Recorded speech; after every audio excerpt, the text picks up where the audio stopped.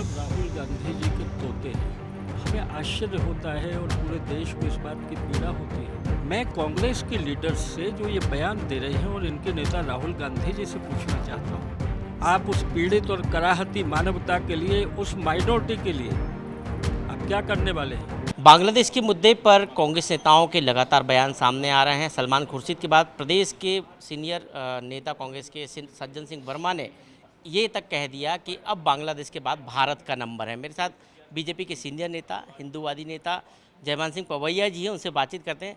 पवैया जी, जो बयान सामने आया सज्जन सिंह वर्मा का, कह रहे हैं कि अब भारत का नंबर है बांग्लादेश के बाद। पहले श्रीलंका के पीएमओ में लोग घुसे, फिर बांग्लादेश के, और अब भारत में पीएमओ में घुसने वाले हैं।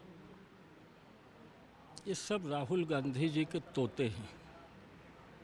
किसी एक नेता का नाम मैं क्यों लूं? और इसलिए जिस तरह के बयान आज सामने आए हैं, हमें आश्चर्य होता है और पूरे देश को इस बात की पीड़ा होती है कि सत्ता की छटपटाहट में कोई राजनीतिक दल इतना भी नीचे गिर सकता है कि वो हिंदुस्तान को बांग्लादेश बनाने की बातें करे। मैं कांग्रेस के लीडर्स से जो ये बयान दे रहे हैं और इनके नेता राहुल गांधी जी से पूछना चाहता हूँ कि आप इस बात पर बोलिए ना कि बीते हुए 3 से 4 दिनों में बांग्लादेश के अंदर कितने हिंदू मंदिरों को ध्वस्त किया गया है, तबाह कर दिए गए मंदिर, गुरुद्वारों में आग लगा दी गई, प्रॉपर्टी लूट ली गई हिंदू और सिखों की, और सेना के संरक्षण में जेलों से इस्लामिक आतंकवादी छोड़कर हिंदू और सिखों की माता बहनों के साथ व्यभिचार और बलात्कार की घटनाएं हो रही हैं। आप गूंगे क्यों हैं उस मुद्दे पर? आप उस पीड़ित और कराहती मानवता के लिए, उस माइनॉरिटी के लिए आप क्या करने वाले हैं? सरकार के साथ कदम मिलाकर आप क्या करने के लिए जा रहे हैं? हम सारी दुनिया से संपर्क कर रहे हैं। हम बांग्लादेश में डेमोक्रेसी फिर जिंदा हो, इसकी चिंता कर रहे हैं, और आप हिंदुस्तान में आग लगा देने की बात कर रहे हैं। ये माइनॉरिटी बात की भट्टी पर वोटों की रोटी सेकने वाली कांग्रेस से मैं पूछना चाहता हूं कि बांग्लादेश की माइनॉरिटी के बारे में आपका क्या कहना है? और आप उस हिंदुस्तान से तुलना कर रहे हैं।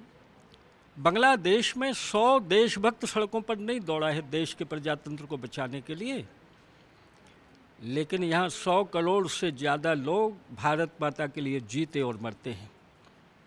उनकी रगों में पानी नहीं बह रहा है। ये कांग्रेस कहाँ का मुगालता देख रही है?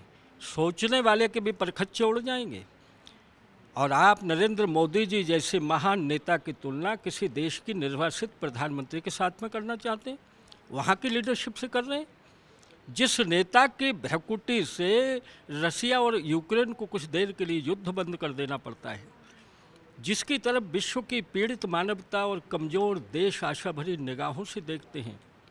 और नरेंद्र मोदी जी के बारे में इस तरह के अदने कद के नेताओं के ओछे बयान, ये भारत विरोधी बयान है। हिंदुओं के साथ जो हो रहा है वहाँ पर, उसको लेके नहीं, मैंने कहा ना कि हिंदुओं के साथ अत्याचार हो रहा है। विश्व हिंदू परिषद ने भी कल आवाज़ उठाई है। वो संगठन संपर्क में हैं, अपने लोगों को एक रखें, रक्षा हो, इसका काम कर रहे हैं। हमारी सरकार उस दिशा में क्या कर रही है ये सारा देश जानता है। कितने चिंतित हैं हमारे प्रधानमंत्री, और वहाँ की डेमोक्रेसी को खतरे में डालकर वहाँ के प्रधानमंत्री जो देश से भगाया गया है, हम ही तो देश हैं जिसने शरण दी है उनको। ये हमने व्यक्ति को शरण नहीं दी, हमने प्रजातंत्र को शरण दी भारत में। और इसलिए चिंता कांग्रेस को इस बात की करनी चाहिए, ये विक्षिप्तता भरे बयान जो भी नेता दे रहे हैं, इन पर ठोक कर कार्रवाई की जानी चाहिए, मेरा व्यक्तिगत मत है। क्योंकि आप विपक्ष के नाते जनता के मुद्दों पर पार्लियामेंट में बहस कर सकते हैं, मर्यादाओं में आंदोलन कर सकते हैं, मगर भारत और भारत माता के खिलाफ बोलने को माफ़ नहीं किया जा सकता है। आज के बयान देश के खिलाफ बयान है। तो कांग्रेस नेताओं के बयान देश के खिलाफ है, उन पर कार्रवाई होनी चाहिए, ये कहना है जयमान सिंह पवैया का। कैमरा पर्सन दीपक पाटीदार के साथ पीयूष पटिया, IBC 24 भोपाल।